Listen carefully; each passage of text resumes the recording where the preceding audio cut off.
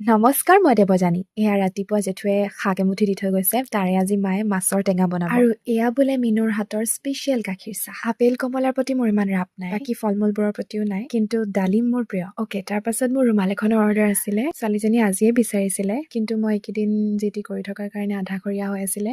সেইকাৰণে তাইক মই যেনে তেনে ক'লো যে কাইলৈ দিম বুলি, কাৰণ মই লেজি। তাৰ পাছত গধূলি ওলাই গ'ল এটা বিশেষ কামত। ক'বলৈ গ'লে মানে এতিয়া বহুত দীঘলীয়া হ'ব, চমুকৈ কৈ দিছোঁ। লগৰ কেইজনীৰ কাৰণে ৰুম এটা বিচাৰিবলৈ গৈছিলোঁ। আৰু সঁচাকৈ কৈছোঁ, এইবিলাক ক্ষেত্ৰত আমাৰ একেবাৰে এক্সপিৰিয়েঞ্চ নাই। আৰু আজিহে আমি গম পাইছোঁ যে ৰুম এটা বিচৰাটো ইমান টান কাম বুলি।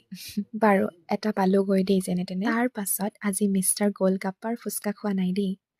আহি চিধাই বৌহঁতৰ দোকানৰ ঘুগনি খালোঁ। আৰু বৌৰ লগত বহুত দিন লেকচাৰ মৰা নাছিলোঁ যে, দুইজনীয়ে অলপ লেকচাৰ মাৰি মেলি ঘৰলৈ আহিলোঁ। ঘৰ আহিছোঁ, মায়ে প্ৰসাদ খাবলৈ উলিয়াই দিছে।